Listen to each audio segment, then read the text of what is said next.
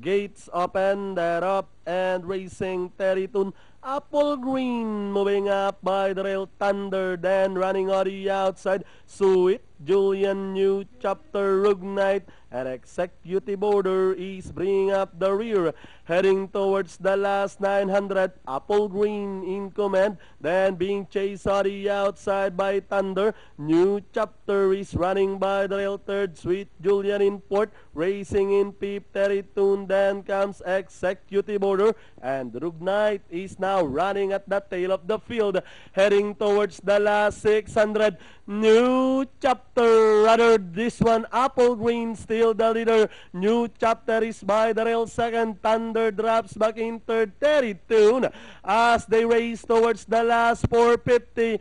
Apple Green, New Chapter remains in second, and Thunder on the outside. Territun, Sweet Julian as they race to the final corner. It's still Apple Green leading the field over New Chapter, Thunder, Territun, Sweet Julian. With the last 200 meters, it's still Apple Green by about 3 lengths, followed now by Thunder, New Chapter.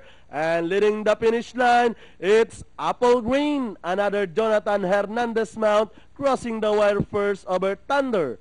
Then comes Territun, Sweet Julian, Executive Order, New Chapter, and Rugnite comes in last.